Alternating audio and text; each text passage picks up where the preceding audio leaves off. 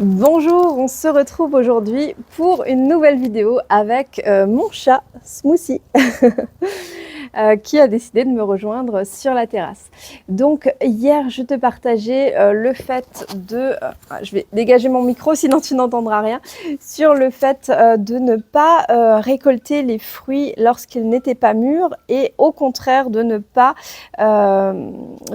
les récolter trop tard. Donc là je te parlais du fait que justement dans l'entrepreneuriat souvent soit on veut se précipiter, soit au contraire on procrastine et on ne trouve pas vraiment quelque chose qui est aligné à nous et donc du coup ça fonctionne pas.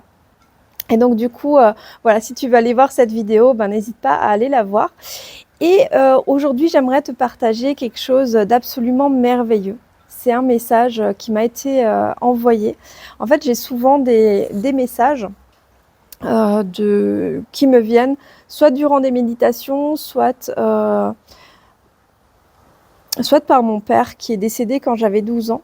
Et là, en l'occurrence, c'était soit durant des rêves, des rêves lucides. Et donc du coup, voilà, elle a décidé de partir.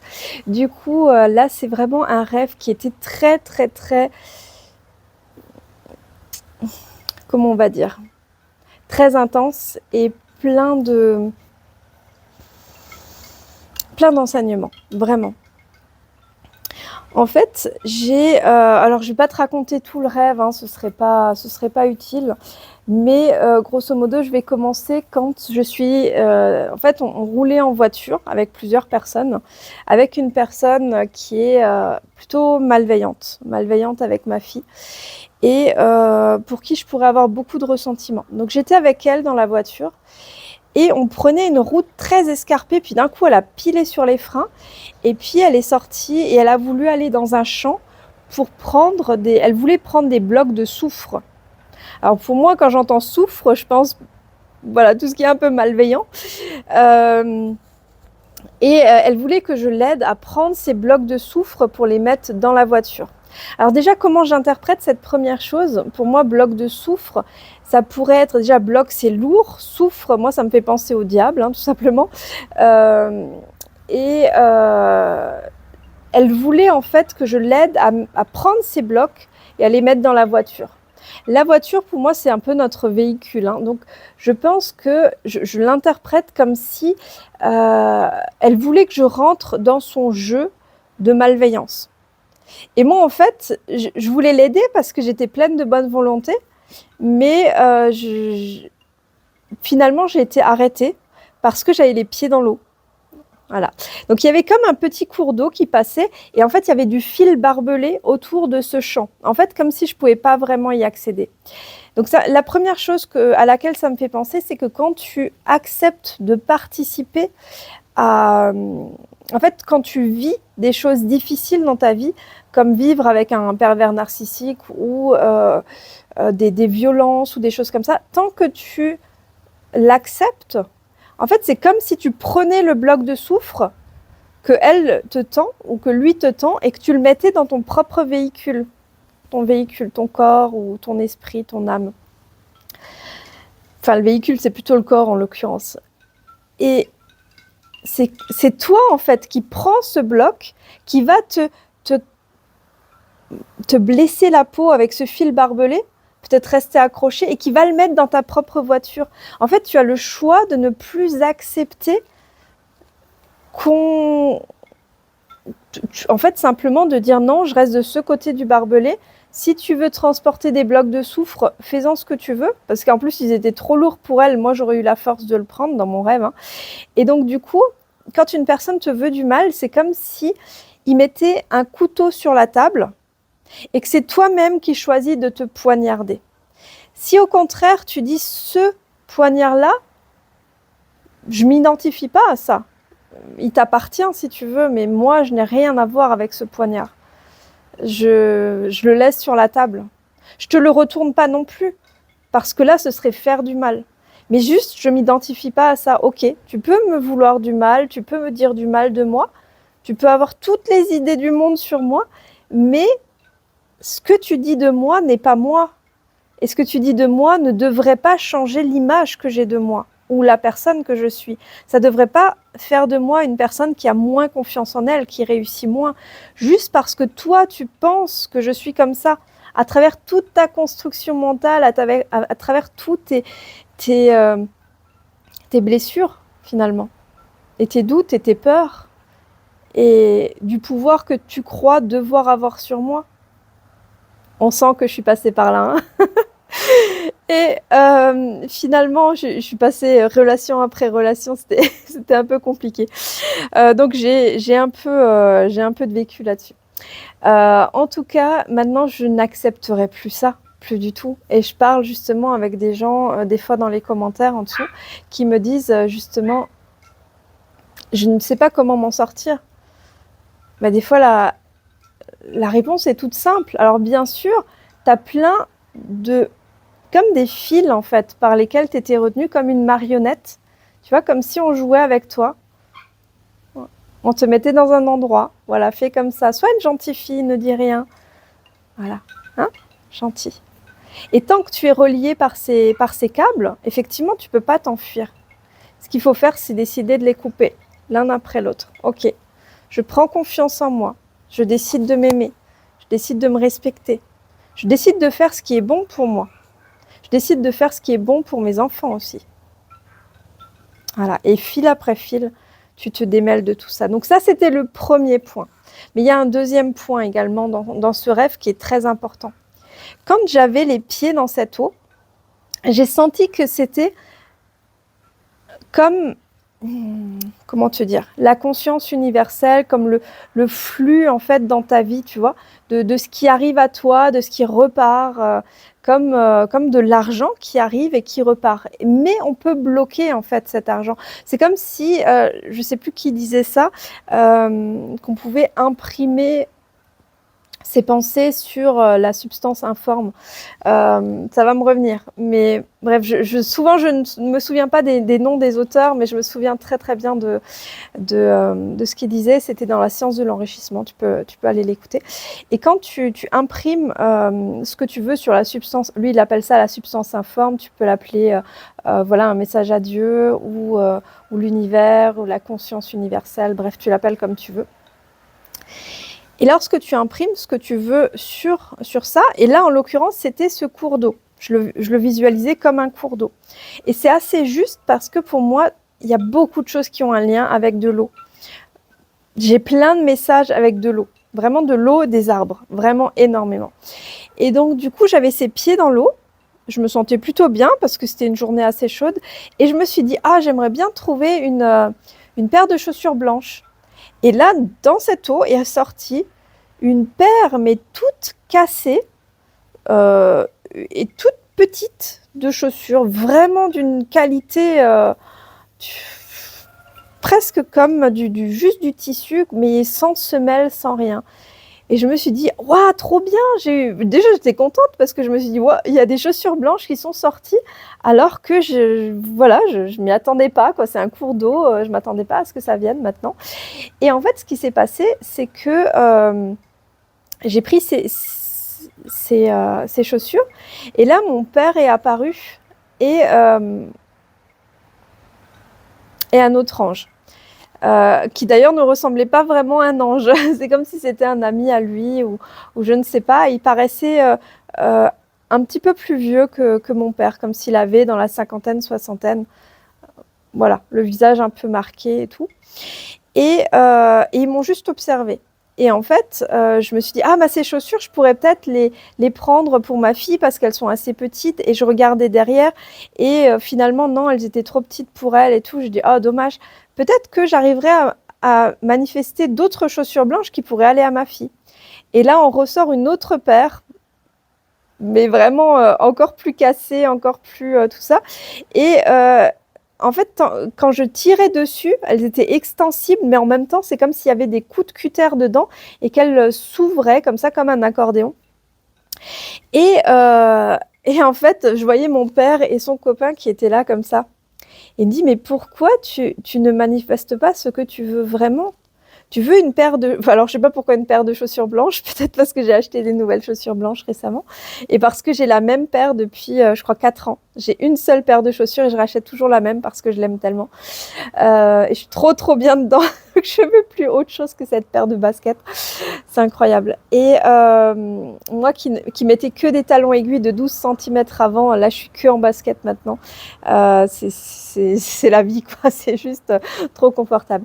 Et donc du coup, il me disait, mais quel est vraiment ce que tu veux? Pourquoi tu te complais dans cette pauvreté? Et je me suis rendu compte qu'effectivement, et là ça a un lien avec mon chalet, que j'avais 2 options. Soit je le laisse tel qu'il est et j'essaye de le bricoler alors qu'il est déjà bricolé à la base. Et je sais pas, tout de suite, hein, c'est venu sur l'idée du chalet.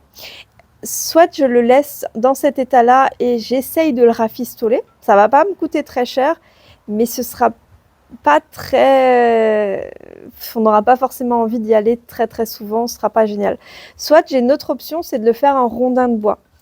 J'aurais d'autres options aussi, hein, j'ai plein d'options, mais voilà, là c'est quelque chose de dur, de pérenne, ça va durer plusieurs centaines d'années, mes filles vont en profiter, leurs enfants vont en profiter, parce que nous on garde les choses longtemps dans la famille, on est accrochés à cette maison-là, ça fait toute ma vie que j'y vis et j'ai vraiment pas envie de la quitter. Comme tu peux le voir, on a récemment mis les pierres apparentes sur toute la maison, c'est vraiment magnifique, et je veux vraiment créer un jardin magique. Donc voilà, je fais tout pour manifester ça. Et c'est en train de se réaliser, mais j'ai posé moi-même les pierres hein, pour le réaliser. Mais bref, juste pour te dire que c'est comme si à ce moment-là, j'avais reçu un soin de sa part. Parce que j'ai toujours encore un conditionnement de pauvreté en moi. Et tant que j'ai ce conditionnement de pauvreté, et je sais d'où il vient, hein, clairement il me disait, et là ça pouvait bien être mon père, il me disait c'est la peur de ta mère qui est sur toi. Et ma mère me dit toujours non, dépense pas trop, fais attention, économise. Mais c'est une ancienne banquière, elle a travaillé 42 ans à la banque, c'est normal, elle a vu tellement de gens en découvert qu'elle n'avait pas envie de ça pour moi. Ce qui fait que tout ce que j'ai fait, je l'ai fait toujours sans crédit. J'ai toujours attendu de manifester de l'argent, enfin, maintenant je dis manifester, mais voilà, d'avoir l'argent pour pouvoir acheter une voiture, faire des travaux dans la maison, acheter le chalet, voilà, toutes les choses que j'ai fait, je les ai fait sans crédit. Parce que pour moi, alors je sais que c'est pas possible pour tout le monde, hein, mais pour moi c'était comme ça que ça devait se faire. Mais en fait, j'ai toujours, même si j'ai de l'abondance dans ma vie, ce conditionnement de pauvreté de me dire je pourrais le faire pour moins d'argent. Et tant que j'aurai ce conditionnement-là, je serai toujours dans une sorte de pauvreté. Je serai toujours dans la résistance de me dire ça doit être compliqué pour que je l'obtienne. Parce que sinon, voilà, ce sera pas juste, quoi. Alors que non, tout peut venir de manière fluide, dans la joie, dans une sorte de symphonie magnifique. Et quand tu comprends ça, toute ta vie change. C'est un saut quantique que tu vis, littéralement. Tu te dis, je ne suis plus obligée d'aller dans ce boulot qui m'embête jour après jour pour gagner quoi, 1500, 2000, 3000 euros, voire même beaucoup moins. Pour moi, ça a été emprisonner l'être humain. C'était le couper de son potentiel énorme. C'était se servir de l'être humain pour faire grandir de grandes entreprises et pour surtout lui donner juste assez pour qu'il ait de quoi survivre, mais pas assez pour qu'il ait de quoi se réveiller. Comme si on était un peu des zombies. Je ne sais pas si tu as vu, il existe des vers comme ça qui vont dans des escargots ou dans d'autres, je ne sais plus exactement, dans d'autres animaux, et qui le mangent de l'intérieur et qui le contrôlent après. Moi, j'ai l'impression que c'est un peu ça. On nous mange la cervelle et on nous contrôle à travers les infos, les trucs. Moi, j'ai pas regardé les infos depuis des années. Hein. On avait rallumé un petit peu les infos à la période Covid parce qu'on voulait quand même voir ce qui se passait un peu. Mais j'ai très vite arrêté. Hein. Mon conjoint, lui, il aime bien regarder ça. Moi, pas du tout. Parce que moi, je me sens Je me sentais pas vraiment concernée, hein. Alors je suis désolée, hein, pour ceux qui étaient à fond dedans, qui ont cru à fond. Moi je suis désolée, mais dès le départ, moi j'ai dit: «OK, moi je reste très loin de tout ça». Moi j'allais me promener et tout parce que, voilà, et de toute façon, je ne vois pas grand monde en temps normal, ça n'a rien changé, donc je n'étais pas nocive pour qui que ce soit et donc du coup, voilà, tout s'est très, très bien passé. Mais voilà, tu peux retrouver ton propre pouvoir et vivre une vie tellement différente de celle que tu vis actuellement. Mais pour ça, il faut te couper de ces peurs-là. Et il faut vraiment oser aller de l'avant et il faut se couper de ces peurs. Et à ce moment-là, c'est comme si vraiment mon père me faisait un soin. J'ai senti vraiment qu'il me guérissait. Et c'est suite à ce soin-là, je crois que c'était le 7 août, il me semble, ou en tout cas dans ces zones-là, que le 8 août, le lendemain, j'ai eu ce plan, vraiment, alors que je le mature depuis que j'ai 21 ans. J'en ai 39 aujourd'hui, hein, je l'ai dit dans la vidéo précédente, mais pour ceux qui me découvrent ici, voilà, juste pour te dire que ça fait longtemps, très longtemps. Et vraiment, ça m'a même empêché de travailler dans ma première entreprise. Ça fait quasiment 1 an que j'ai vraiment du mal à travailler parce que je sens que ça va émerger. Mais je suis tellement dans l'attente et j'étais trop dans l'attente. Et à ce moment-là, j'ai osé dire « Ok, je lâche prise, je fais confiance et je ne suis plus dans cette peur. » J'arrête vraiment avec cette peur, je coupe cette peur parce qu'elle ne m'appartient même pas. C'est ma fidélité envers ma mère qui fait que j'accepte cette peur. Parce que je l'aime tellement, ma maman, que je l'aime à tout point de vue, même avec ses peurs, même toutes ces peurs qu'elle projette sur moi à tous les niveaux. Non, ne va pas faire de moto avec ton conjoint, sinon vous allez faire un accident. Non, ne va pas faire ci parce que si. Ah, je t'avais dit de mettre de la crème solaire, de te protéger ou de pas faire le mur ce jour-là. Bah oui, j'ai eu un coup de soleil, mais c'est pas grave, ça va pas me tuer. Et voilà. En fait, il faut des fois juste pas essayer d'anticiper et d'avoir peur surtout parce que sinon on ne vit pas. On ne vit pas sa vie et au final, on finit au fond d'un canapé, peut-être à scroller sur les réseaux sociaux, alors que on pourrait vivre sa vie, faire de grandes choses, aller de l'avant. Et ça, ce sera le thème d'une autre vidéo, être plutôt créateur que consommateur, mais je développerai ça dans une autre vidéo. Et tu vois, là, ces vidéos ne me demandent vraiment aucun effort. Ça fait maintenant 17 minutes que je te parle. J'ai tourné juste avant une autre vidéo d'à peu près 20 minutes aussi. Et ça me demande vraiment aucun effort. Lorsque tu es dans le non-effort, lorsque tu prends du plaisir, maintenant, je suis heureuse de me lever chaque matin en me disant je vais tourner des vidéos. C'est incroyable, j'arrive à en tourner plusieurs de suite. Là, j'ai plus assez de batterie, donc je vais devoir charger mon téléphone, mais je suis frustrée de devoir aller le charger parce que je veux pas te montrer. Voilà, j'aime pas trop voilà, qu'elle montre voilà, toutes ses fesses à tout le monde, mais elle aime beaucoup faire ça. Et donc du coup ça me frustre de devoir après aller recharger le téléphone pour pouvoir faire d'autres vidéos et je sais qu'après il y a ma fille qui va venir et tout, je pourrai plus en faire, mais je suis tellement prolifique parce que je suis vraiment dans la bonne énergie, dans la bonne vibration et d'habitude dans les vidéos que je tourne je suis tout le temps là et je trouve pas mes mots et là de plus en plus c'est fluide, c'est de plus en plus simple et c'est incroyable parce que j'avais tellement de mal à m'exprimer. Et il y a des gens dans les commentaires qui me disent « Mais Nathalie, mais tu t'exprimes si bien, ça paraît si fluide et tout. » Mais sache que j'étais bègue quand j'avais 7 ans environ. Pendant 1 an, je n'ai pas pu parler. Je n'ai même pas pu dire « maman » tellement j'avais un blocage.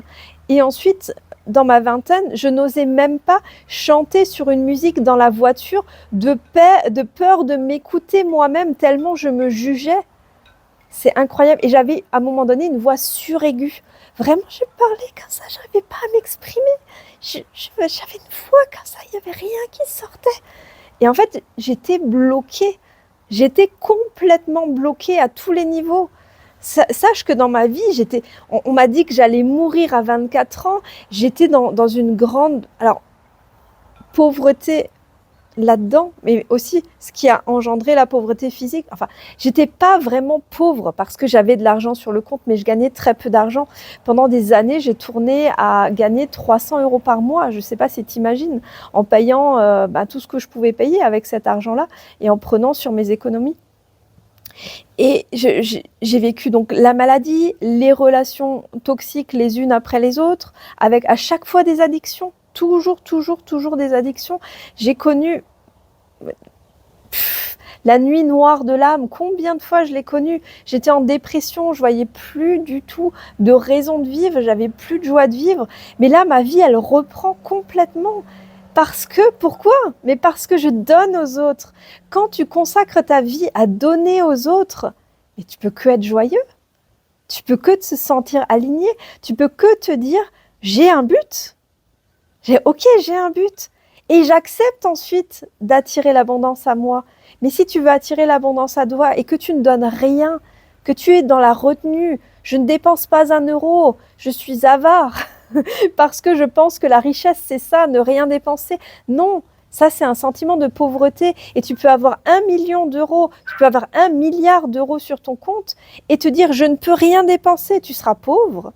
Tu seras pauvre, oui. Parce que tu ne profiteras pas de la vie. Ok, tu auras plein de sous et tu mourras très riche. Mais au final, quand on part, on n'emmène rien. Ce qu'il faut, c'est profiter de chaque instant. Et moi, là, en ce moment-là, en train de te parler, je me sens riche. Riche d'avoir la chance d'avoir un téléphone et de pouvoir avoir une voix pour pouvoir te partager ça. Je me sens riche de ça. Et en se sentant riche de ça, la richesse arrive vers soi. Souvent, on peut se dire, mais comment je peux manifester la richesse alors que je suis pauvre?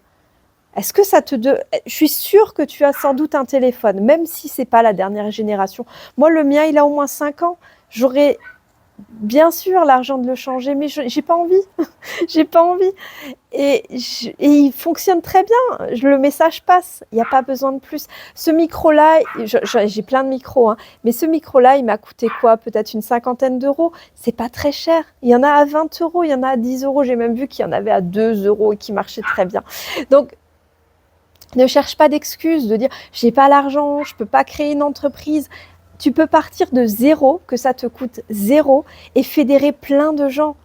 Regarde à quel point ça va vite sur cette chaîne, c'est incroyable. Je n'aurais même pas pu imaginer que ça puisse aller si vite. Et c'est ça la magie, c'est lorsque tu crois et que oh, ça y est, les frissons arrivent. Lorsque tu as la foi infinie que tu es dans la bonne direction et que tu es réellement dans la bonne direction, tout arrive à une vitesse absolument phénoménale. Tout arrive à une vitesse phénoménale et bien plus encore que ce que tu aurais pu imaginer. Et c'est là où tu es dans la magie des choses, où tu peux que être dans la gratitude parce que tu dis non seulement j'obtiens ce que je veux, parce que moi ce que je voulais c'est simplement que mon message passe, mais je reçois tellement d'amour dans les commentaires. Je reçois et finalement très peu de personnes qui me mettent des commentaires un petit peu malveillants. Très peu, j'ai dû en avoir 3 sur des centaines et des centaines et des centaines de messages d'amour, de messages qui me disent « Nathalie, je te bénis, Nathalie, je veux le meilleur pour toi, Nathalie, je me réjouis de tout ce qui t'arrive. » Mais c'est merveilleux de recevoir autant d'amour. Toi aussi, tu peux mettre quelque chose en place où tu vas recevoir tellement d'amour. Et je ne l'ai même pas fait pour ça. Même si j'avais eu 0 commentaire, même si j'avais eu que 30 vues sur mes vidéos. Et j'ai commencé avec 10 vues sur ma vidéo la première journée. Je t'avouerai quand même que je me suis dit, waouh, 10 vues, c'est tout.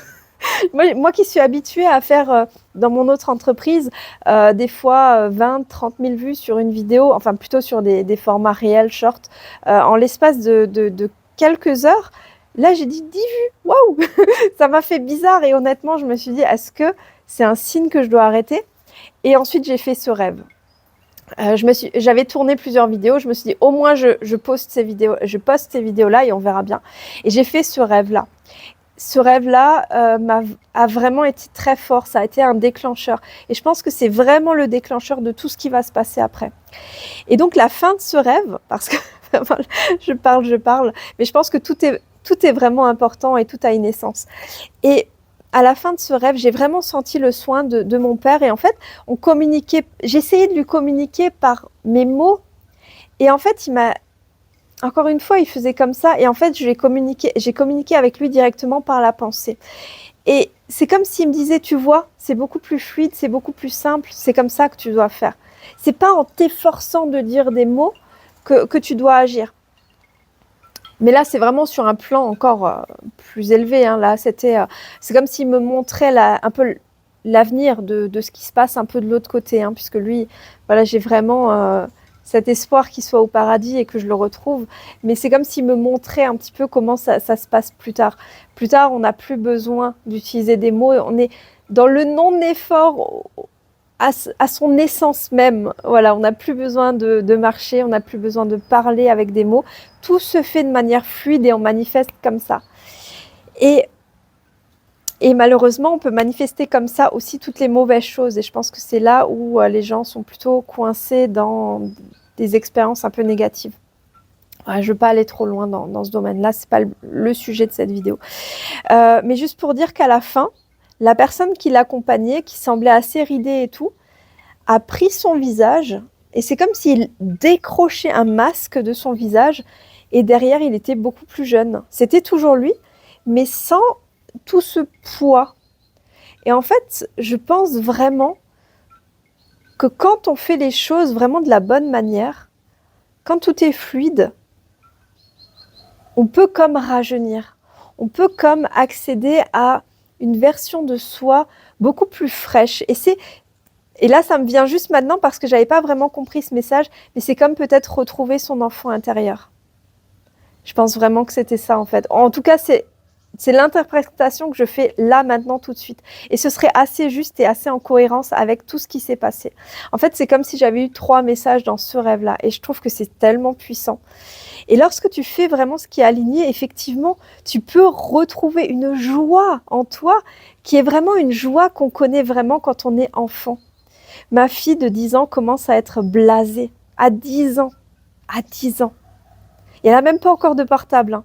Et je me dis, mais waouh, ses meilleures années sont passées. Ça y est, on arrive déjà dans l'adolescence alors qu'elle a que 10 ans. Moi, j'ai bientôt 40 ans. Et peut-être ma crise de la quarantaine, c'est ça, c'est de me réveiller. C'est de me dire, ok, maintenant je n'accepte plus du tout que ce soit compliqué dans ma vie. Tout va se faire de manière fluide. C'est pas merveilleux. D'ailleurs, ma voiture, je l'ai manifestée il y a quelques temps déjà. Je me satisfais très très bien de ma voiture. Elle est très belle, ma voiture. D'ailleurs, je te dirais peut-être comment je l'ai manifestée. Ça aussi, ça a été incroyable. Je l'ai manifestée vraiment en quelques heures. Vraiment en quelques heures, je l'ai manifestée. De ok, je vais prendre une voiture, de trouver le modèle, de trouver la spécificité du modèle qui est pratiquement introuvable, de la trouver. C'était juste incroyable ce qui s'est passé. Tout près de chez moi. Alors que il aurait fallu des années autrement pour trouver ce modèle-là en particulier, avec toutes les spécificités, en plus au prix exact où je voulais l'acheter. Exactement le prix où je voulais l'acheter, c'est incroyable. Enfin non, je ne l'ai pas trouvé près de chez moi, mais on me l'a livré devant la maison. Si ça, c'est pas merveilleux. J'ai même pas eu à me déplacer. Non, c'est la deuxième voiture en fait qu'on a achetée plus récemment où je l'ai trouvée près de chez moi. Mais encore une fois, je l'ai matérialisée très très vite. Donc ça, je t'en parlerai dans une autre vidéo. C'était pas le feu de colle. C'était pas le thème de la vidéo d'aujourd'hui. Mais en tout cas, j'espère que ça peut vraiment t'encourager à aller de l'avant, à mettre des choses en place et à ne pas te morfondre sur ce qu'était ta vie. Parce que j'aurais pu continuer à me morfondre sur « Oh là là tu vois, en mode Calimero. D'ailleurs, c'était le surnom que mon ex-belle-mère me donnait, le Calimero. Voilà, elle m'appelait comme ça. C'était très très dur avec moi. C'est une autre histoire et je lui en veux plus du tout. Honnêtement, si un jour elle tombe sur ma vidéo aujourd'hui, sache que je t'ai totalement pardonné pour toutes ces années de souffrance. Voilà, j'ai fait la paix avec toi et je te souhaite vraiment le meilleur. Et je pense que c'est vraiment comme ça qu'on doit faire. Et là, je n'ai plus de batterie, donc je vais devoir arrêter cette vidéo. Je te dis à très bientôt dans une prochaine vidéo où je te partagerai mes prochaines manifestations, mais aussi des méditations si tu le souhaites, pour vraiment ancrer tout ça. Je te dis à très bientôt avec tout mon amour. Bye.